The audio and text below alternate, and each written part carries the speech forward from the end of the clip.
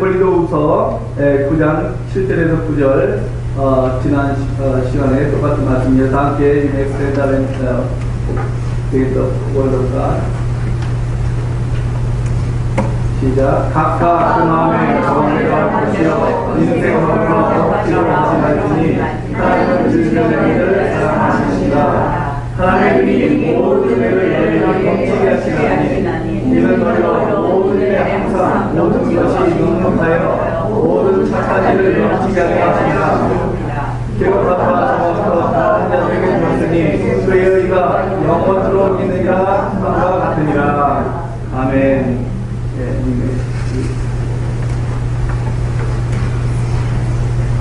손을 펴라 행복해집니다. 모든 크리스천은요, 하나님 아버지의 자녀로서 하나님의 음성을 듣고 살아가야 된다고 말씀드렸습니다. 하나님의 음성 중에 가장 중요한 음성이 뭐라고 그랬죠? 한 영혼, 한 생명을 사랑하고 전도하라는 것입니다. 그거는 성경의 메인 핵심이고 저희들을 향한 하나님의 핵심입니다. 또 하나님께서도 그를 위해서 독생자 예수를 보내주셨습니다. 왜냐하면 하나님 아버지께서 저와 여러분을 위해서 하신 일이 가장 소중하고 귀한 독생자 예수 그리스도를 이 땅에 보내주셨기 때문입니다. 그리고 우리의 죄를 하나밖에 없는 그 아들을 그 십자가에 내어주셨습니다. 그리고 하나님의 자녀인 저와 여러분에게 오늘 명령하고 있습니다. 주라는 것입니다. 사람이 다른 사람에게 줄 때에 하나님께 내어드릴 때에 어떻게 내어드리라고 말씀하고 있는가? 하나님께 드리는 것이나 사람에게 주는 것을 인색하거나 억지로 하지 말라고 오늘 말씀합니다. 본문에 하나님과 사람에게 내어드릴 때 즐거운 마음으로 드리라고 말씀합니다. 그런데 오늘 대부분 오늘 본문은 헌금을 강조할 때나 그 헌금을 위해서 기도할 때 이 말씀을 많이 사용합니다. 물론 우리가 연보 드릴 때 절대로 인생하거나 억지로 드리지 말아야 합니다. 하나님께 드릴 때 자원하는 마음으로 기쁨으로 드려야 합니다. 그렇게 함으로 드리는 사람이 항상 모든 일에 넉넉해진다고 말씀하고 있는 것입니다. 그리고 드리는 사람에게 착한 일이 넘치게 한다고 말씀합니다. 중요한 것은 착한 일입니다.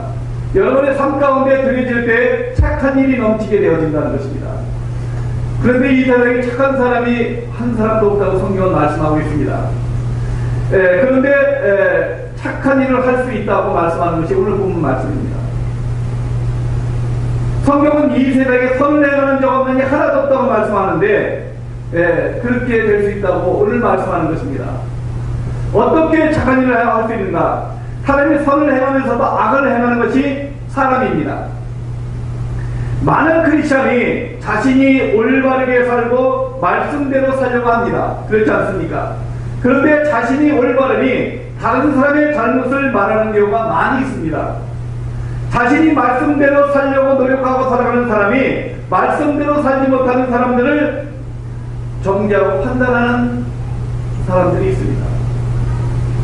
특별히 목사나 직분자들 오래 교회 다녔다는 사람들이 남을 쉽게 판단하기 쉽습니다. 그래도 왜냐하면 말씀을 많이 읽고 알고 그래서 말씀을 사랑내려고 하기 때문입니다. 그런데 실제로 어떻습니까? 말씀대로 살고자 하면서 남을 비판하지 말라 판단하지 말라는 그 말씀을 어기고 살아간다는 것입니다. 대부분의 사람들이 이들을 사랑하고 원수를 사랑하는 말씀을 알고 있습니다. 그래서 정상적인 크리스천이라면 이웃을 사랑하려고 합니다. 그런데 미워하는 사람은 용서할 수가 없는 거예요. 그런 사람이 있어요. 이와 같이 하나님의 말씀을 알고 하나님의 한쪽은 지키지만 한쪽은 못 지키는 것이 너무 많습니다. 그래서 어떻게 남을 판단하고 정죄할 수 있습니까? 나는 남에게 줄 게 없어, 나는 배운 게 없어, 나는 영어를 못해, 나는 이제 나이가 들어서 할 것도 없어, 힘도 없어, 아파서 아무것도 못해 등등 이렇게 줄 수 없는 것이 정말 아무것도 줄 수 없는 상황에 있는 사람도 있을 것입니다. 그러나 살아있다면, 생명이 있다면 한 가지라도 줄 수 있는 것이 있습니다. 조금만 생각하면은 줄 수 있는 것이 있습니다. 손을 펴서.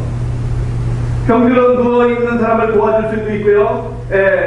웃음을 줄 수가 있습니다. 사랑의 손길을 줄 수가 있습니다. 감사의 말, 축복의 말을 해줄 수 있습니다. 병원이나 양로원에 가면은 아무 말도 안 해도 됩니다. 그냥 들어주기만 해도 그들에게는 커다란 힘이 됩니다.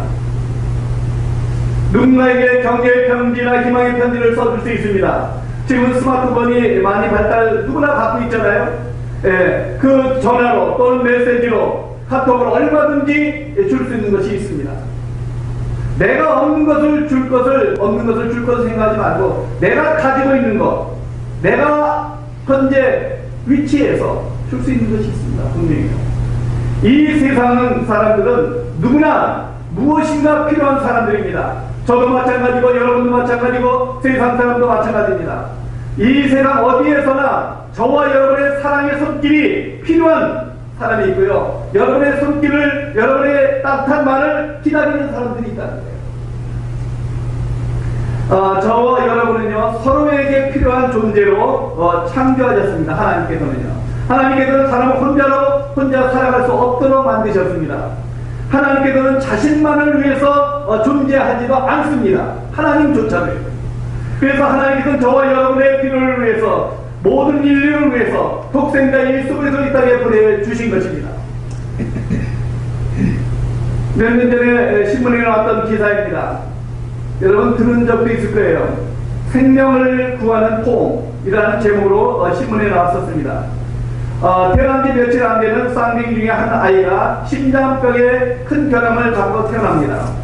그래서 의사들은 하나같이 곧 죽게 될 것이라고 말합니다. 며칠 동안 그 아이는 인큐베이터에 있었고 병세는 점점 나빠져서 거의 죽을 지경에 이르렀습니다. 그때 그 간호원 한 사람이 그 쌍둥이를 하나를 인큐베이터에 같이 넣는 것을 제안합니다. 그래서 병원의 규칙에 어긋나는 일입니다. 그래서 담당 의사는 잠시 고민을 했습니다. 그런데 그러나 저러나 어차피 죽을 것인데 한 인큐베이터 안에 나란히 눕혀놓기로 했습니다. 그런데 건강한 쌍둥이 그 아이가 죽어가는 그 동생의 아이를 손길을 핍니다. 그리고 포옹합니다.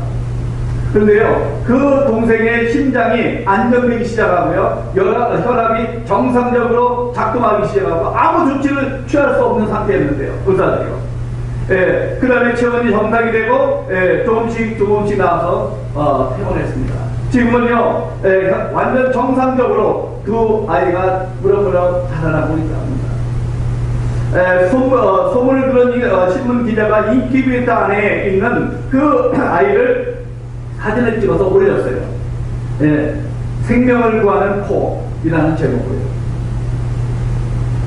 그렇습니다. 사람에게 필요한 것은 극히 작은 손길, 하나의 마음으로 여러분이 품어주는 사람이 있어요. 여러분, 상대방도 살고 나도 사는 것입니다. 이 세상에 누군가 저와 여러분의 손길이 필요한 사람이 있습니다. 저와 여러분의 손길과 목소리에 분명히 치유의 능력이 있습니다. 특별히 저와 여러분 예수 믿는 자들입니다. 하나님의 자녀들입니다. 하나님의 자녀들에게 죽어가는 영혼들을 살릴 수 있는 예수 그리스도가 있습니다. 하나님의 자녀들의 병자를 고칠 수 있는 능력을 하나님께서 주셨습니다. 그 통로로 우리는 사용되어질 수 있습니다. 하나님의 자녀들의 죽어가는 영혼과 육체를 살릴 수 있는 하나님의 능력이 있다는 거예요. 여러분 그것을 알아요. 하나님의 자녀들에게 좌절하고 소망 없이 살아가는 사람들에게 예수 그리스도의 부활의 그 마음을 넣어줄 수 있다는 것입니다. 그 복음의 말씀과 기도가 여러분이 있지 않습니까?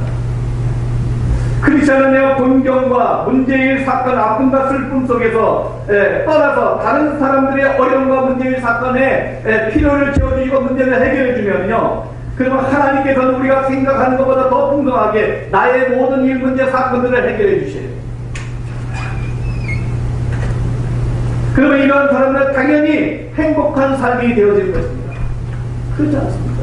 아무리 어렵고 힘들고 어렵다 할지라도 하나님이 함께 하셔서 나의 일 문제 사건과 함께 하신다면 뭐가 두려울 게 있겠습니까? 하나님께서는 저와 여러분에게 복을 받을 것이라고 말씀하지 않았습니다. 하나님께서는 저와 여러분이 복의 통로가 되어줄 것이라고 말씀하고 있습니다. 크리스찬을 통해서 이웃이 축복을 받는다는 것입니다. 그러나 자기 중심적인 삶은요, 스스로 하나님께서 예배한 복을 놓치게 됩니다. 뿐만 아니라 자기 중심적인 삶은 남의 복과 기쁨을 빼앗아 가버립니다. 자신에게도 기쁨과 행복이 없고요. 크리스찬은 가장 먼저 우리는 말하는 것을 조심해야 합니다. 왜냐하면 사람의 죽고 사는 권세가 우리 혀에 있다고 말씀하고 있기 때문에 말씀도 주는 말을 해야 합니다. 어떤 사람은 심지어는 목회자가 되어도 달라는 말만 합니다. 그런 사람들이 있어요. 그런 걸 말할 때 남의 잘못이나 허물을 말하는 것은 진짜 조심해야 합니다. 물론 남을 판단하고 정죄하는 말은 절대로 해서는 안 되고요. 그것을 하면 자기 자신이 하나님이 되어버리는 꼴이 되어버리기 때문에요. 왜냐하면 이 세상에서 판단하시는 이는 오직 하나님 한 분뿐이라고 말씀하고 있습니다. 크리스찬이 이 말씀을 모르는 사람은 거의 없을 것입니다. 그런데 이 말씀 하나 지키지 못하고 살아가는 내가 죄인인 것을 우리는 인정하면서 살아가야 돼요. 야고보서 4장 11절에서 12절의 말씀은 형제들아 이렇게 말합니다. 서로 비방하지 말라. 우리 다 함께 읽어보겠습니다.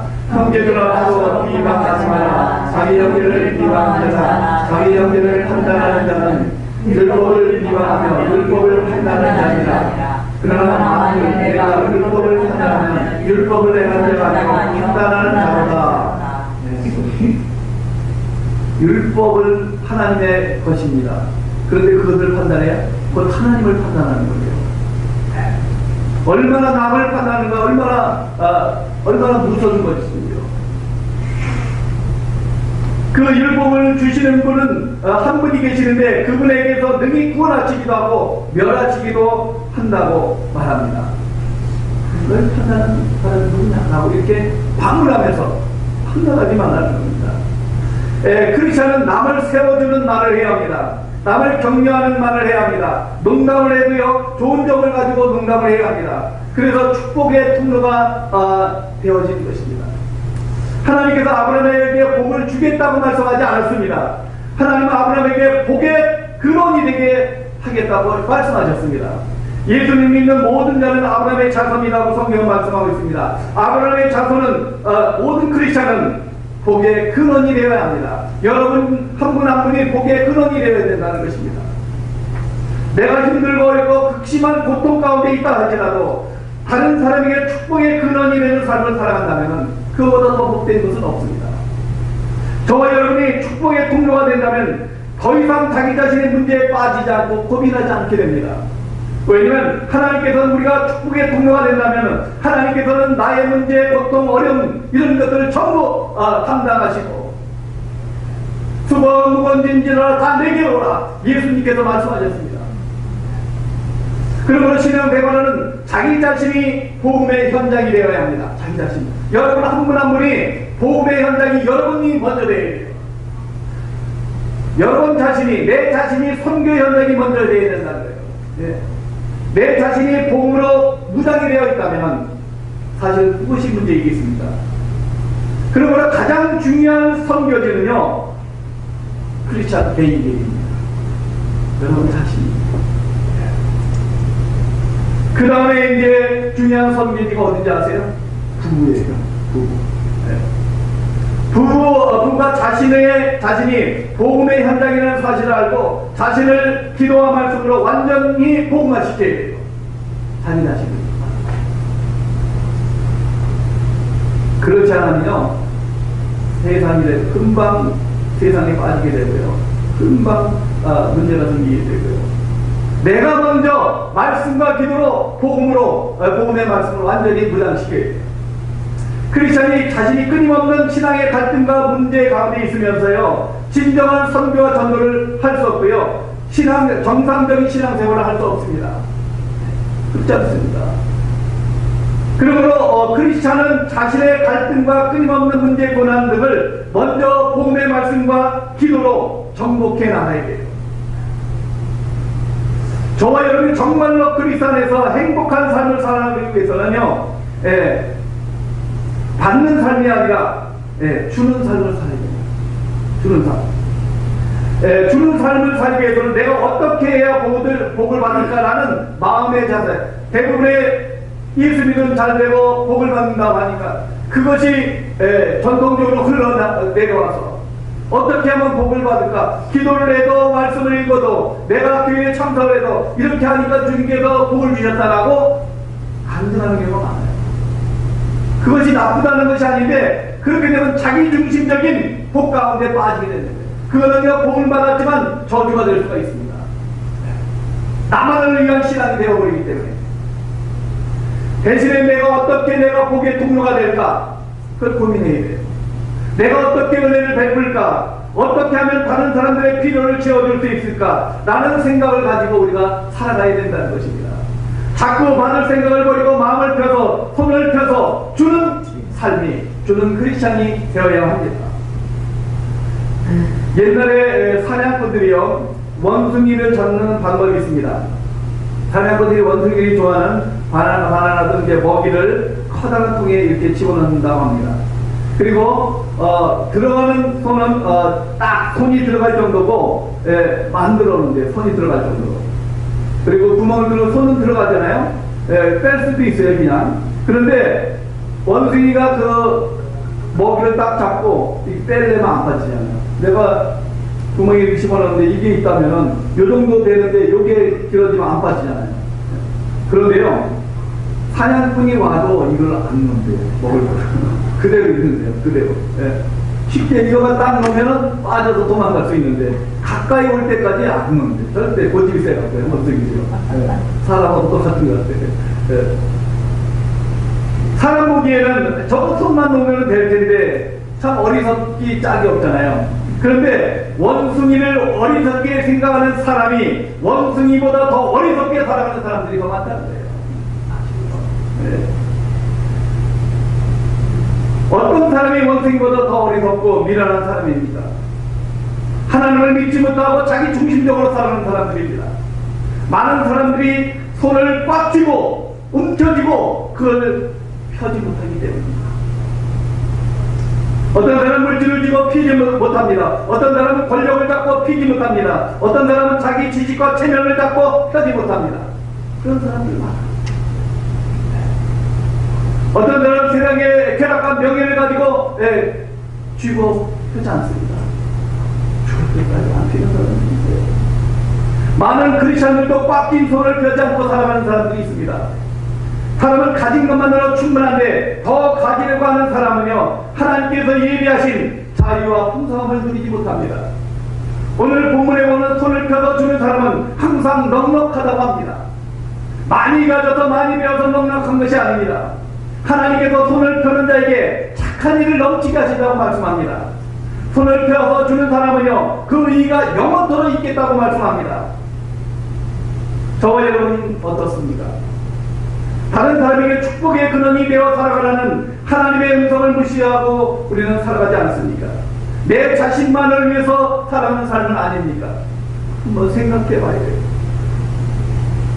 많은 우울증에 빠지는 사람들이 전부 거의가 자기중심적이라는 거예요.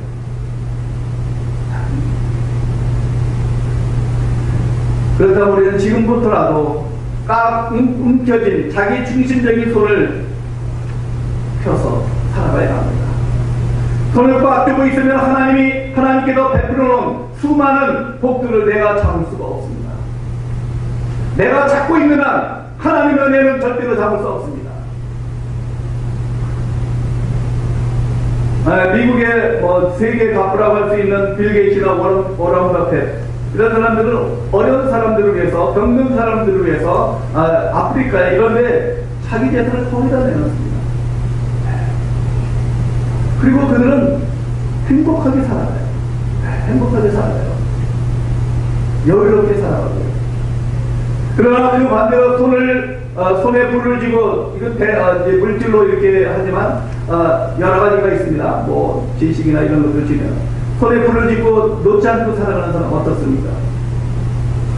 대표적인 한국의 현대 정주행입니다. 그 가족은 어떻습니까? 정몽준 기자는 문제로 감옥에 갔었고요. 형제들은 자살하고 또 사고를 입고요. 정신병으로 고통당합니다.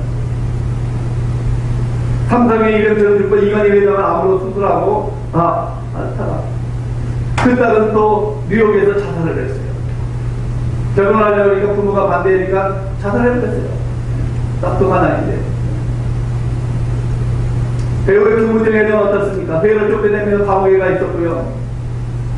롯데 회장 가족은 어떻습니까? 가족 문제로 싸우고 자녀 재산 상속 문제로 고민하고 있습니다. SK 최태원 회장은 금품 수수관대로 조사를 받았고요. 대부분의 이 부를 갖고 있는 자녀들 마약이나 술로 파탄한 삶을 살아갑니다. 그들은 끊임없이 문제 속에서 비참하게 살아갑니다. 그러나 삼성의 지금 누구죠 회장이? 이재용. 그분은 베푸는 삶을 살아요. 직원들을 생각하면서 젊은 스마트하고 하나님이 이렇게 더 키워주시고요. 물론 정치적인 그 관계 속에서 어려움을 당하지만 대기업들은 중소기업들이 또 망하면은요 그 딸린 가족들이 얼마나 고통을 받고 있는지 그들은 그거 아는 중에 없습니다. 손을 펴쭉 물고 운영했던 대기업의 회장 가족들 대기업이라고 다 그런 거 아니에요. 소기업도 마찬가지입니다. 중소기업도 마찬가지고요. 베풀지 모르면 어려운 가운데 살아갈 수밖에 없습니다. 사실 손을 펴서 남에게 베푸는 모습은요 가장 하나님을 닮은 모습이라고 성경은 말씀합니다. 손을 펴서 남에게 베푸는 모든 선은요 결국 누구에게 돌아가면 자기 자신에게 돌아가요. 남을 위해서 손을 펴지만 결국 자신을 위한 것입니다. 하나님은 그걸 원하셔요. 하나님이 잘 되기 위해서 하는 거 아니잖아요. 하나님께서 여러분이 잘 되기 위해서 손을 펴라는 거예요. 손을 펴라는 거예요. 그래서 하나님의 자녀들에게 손을 펴서 선을 행하라고 하는 것입니다. 손을 펴주고 베풀고 살아가면 그 사람이 행복하고 그 의가 영원하다고 말씀합니다. 사람이 웃음을 주면 남도 웃음을 주게 되어 있습니다. 웃음으로 응답합니다. 근데 한국 저는 가장 어려웠던 게 여기서 보면은 다 웃잖아요. 그냥 그 사람이 좋은 사람인지 어떤 사람인지 모르니까 웃을 수도 있는데 웃고 인사하잖아요. 미국 사람은. 한국 가면 그럴 때 미친 사람이라고 해요. 이렇게 웃잖아요. 에어컨에도 만나면 웃잖아요. 그리고 인사하잖아요. 뭐 아는 사람이냐고 물어보기도 하고 너무 힘들더라고요. 지금 가서. 크리스찬이 어려운 사람에게 아낌없이 베풀면 언젠가 내가 어려움을 당할 때 다른 사람의 도움을 받게 됩니다. 가난한 자에게 손을 펴면요 의의가 영원토록 있겠다고 성경은 말씀하고 있습니다.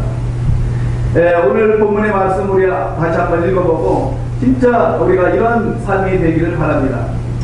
각각 시작. 각각 그 마음에 정함을 받을 것이요 인색하고 필요하지 말지니 하나님은 즐겨내는 자를 사랑하십니다. 하나님이 모든 은혜를 너희에게 넘치게 하시나니 이는 너희로 모든 일에 항상 모든 것에 동역하여 모든 착한 일을 넘치게 하려 하십니다. 이러한 바와 더 가난한 자들에게 줬으니 그의 의가 영원토록 있으리라 함과 같으니라. 아멘. 착한 일, 이거는 뭐 이렇게 선한 일을 해서 되는 게 아니라 착한 일은 결국 복음입니다. 이거는 복음을 증거하기 위한 하나님의 방법이에요. 그러니까 주의 베풀어야죠. 얼마나 복되고 아름다운 삶인지 알 수 없습니다. 진실로 저와 여러분 이런 행복하고 아름다운 생활, 가정생활, 구두생활, 신앙생활이 되어야 되기를 간절히 바랍니다. 아멘. 우리 이 시간 다 함께 기도하겠습니다.